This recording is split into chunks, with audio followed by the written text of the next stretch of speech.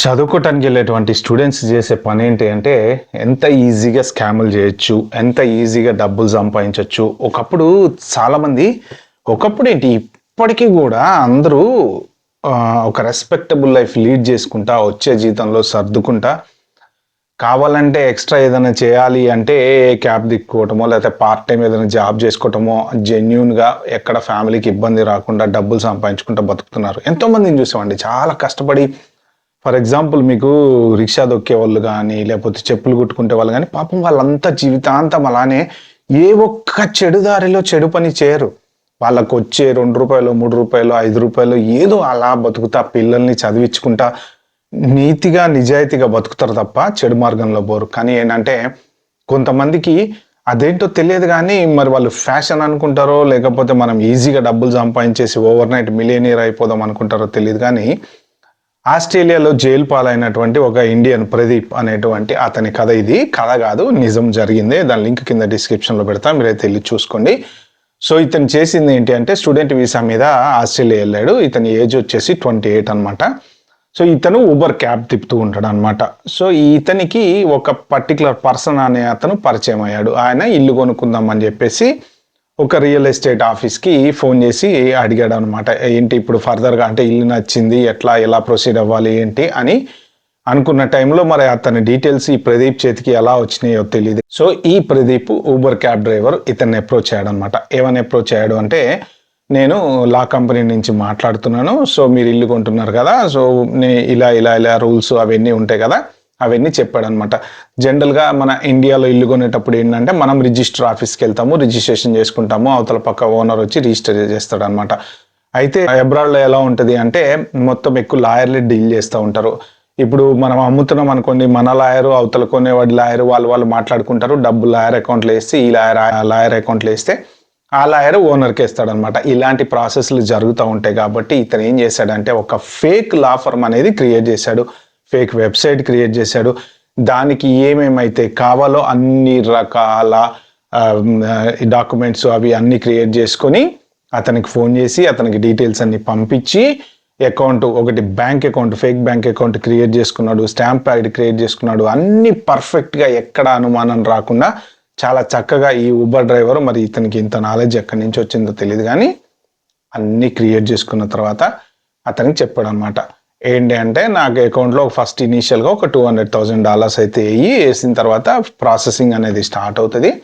Processing start అయిపోయిన తర్వాత మేము వన్స్ అవతల పార్టీ అంతా అగ్రిమెంట్ ఇవన్నీ అయిపోయి డిస్కషన్స్ అన్నీ అయిపోయిన తర్వాత నెక్స్ట్ బ్యాలెన్స్ అమౌంట్ వేస్తే నేను వాళ్ళ లాయర్కి ట్రాన్స్ఫర్ చేస్తా, ఇల్లు నీ పేరు మీదకి మారిపోతుంది అని చెప్పాడు అనమాట.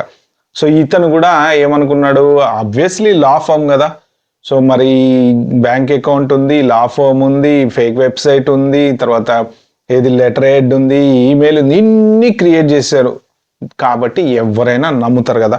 అంటే ఫిజికల్గా ఇవాళ రేపు మనం వెళ్ళి ఒక దగ్గర కూర్చొని ఆఫీస్లో మాట్లాడేటువంటి సిచ్యువేషన్స్ తగ్గిపోయినాయి. ఆఫ్టర్ కరోనా ఏమైందంటే అన్నీ over the phone, work from హోమ్లు ఇలాంటివి అన్నీ వచ్చేటప్పటికి ఏంటంటే ఫోన్లో ఎవరైనా ఎస్టేట్ ఏజెంట్ ఇచ్చాడనో నెంబరు ఇట్లనో అట్లనో మాట్లాడుతూ ఉంటే ఏంటంటే జనరల్గా ఈమెయిల్ పంపించమంటారు, ఈమెయిల్ పంపిస్తే దానికి రెస్పాండ్ అవుతూ ఉంటారు. ఇలా రెస్పాండ్ అవుతారు కాబట్టి ఫిజికల్గా వెళ్ళి కూర్చొని ఆఫీస్లో మాట్లాడడం అనేది లేదనమాట. సో అలాగే ఇతను కూడా ఏంటంటే అతని మాటలు నమ్మి అతను పంపించిన పేపర్ వర్క్ అంతా చూసిన తర్వాత $209,000 అతని అకౌంట్లోకి ట్రాన్స్ఫర్ చేశాడు.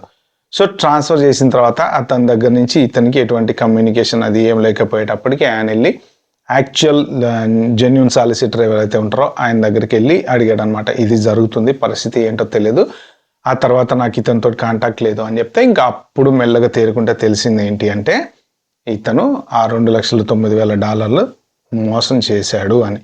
సో పోలీస్ కేసు పెట్టారు, అతన్ని పట్టుకున్నారు, అరెస్ట్ చేశారు. తీసుకొచ్చిన తర్వాత వాళ్ళు రికవరీ చేసింది ఏంటంటే కేవలం $900 మాత్రమే. అంటే $2,09,000 అతని అకౌంట్లోకి ట్రాన్స్ఫర్ చేస్తే వాళ్ళు $900 మాత్రం రికవరీ చేయగలిగారు.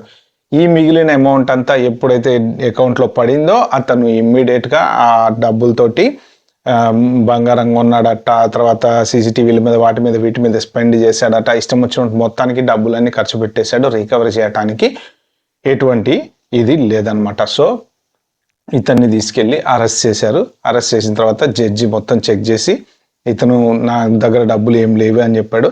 ఆబ్వియస్లీ జడ్జి కూడా చెప్పాడు, ఓకే నువ్వు చేసింది అయితే తప్పే, ఖచ్చితంగా నీకు శిక్ష పడాల్సిందే అని చెప్పేసి. సో ఇతను చెప్పిన జనరల్గా ఎక్స్క్యూజ్లు అనేవి చెప్తా ఉంటారుగా, నేను అట్లా చేయలేదు, ఇట్లా చేయలేదు, కావాలని చేయలేదు, ఇది నా తప్పు కాదు, అది నా తప్పు కాదు, జనరల్గా డిఫెండ్ అనేది ఎవరో ఒకరు చేసుకుని ఉంటారు కదా. బట్ ఈ జరిగిన సిచ్యువేషన్, ఎవిడెన్స్లు ఇవన్నీ పోలీసు వాళ్ళు కలెక్ట్ చేసి చెప్తారు కాబట్టి ఆబ్వియస్లీ జడ్జి గారు నమ్ముతారు కాబట్టి అక్కడ ఎవిడెన్స్లు చూసిన తర్వాత ఇతనికైతే శిక్ష చేశారు. ఈ 10 ఏళ్ల శిక్ష అయిపోయిన తర్వాత అతన్ని డిపోర్ట్ చేయడం అనేది జరుగుతుంది అనమాట. సో ఇది పరిస్థితి. అబ్రాడ్ వెళ్ళి చేసేటువంటి అతను స్టూడెంట్ వీసా మీద ఆస్ట్రేలియా వెళ్ళి చదువుకోకుండా ఊబర్ క్యాబ్ ఎట్లా మేనేజ్ చేసి క్యాబ్ తిప్పుకుంటున్నాడు, అది ఫైన్, నో ప్రాబ్లం. అది కాకుండా ఆశ, అత్యాశ చివరికి అతన్ని జైలుకి తీసుకెళ్ళింది అనమాట. సో ఇది ఎందుకు ఇట్లాంటి స్టోరీలు నేను షేర్ చేస్తున్నాను అంటే, తప్పు కనుక చేస్తే ఎక్కడో ఒక్కడ ఏదో ఒక రోజున, అది మన దేశంలో అయినా పక్క దేశంలో అయినా ఎలాగైనా బయటపడుతుంది. బయటపడ్డ నాడు మీ లైఫే నాశనం అయిపోతుంది.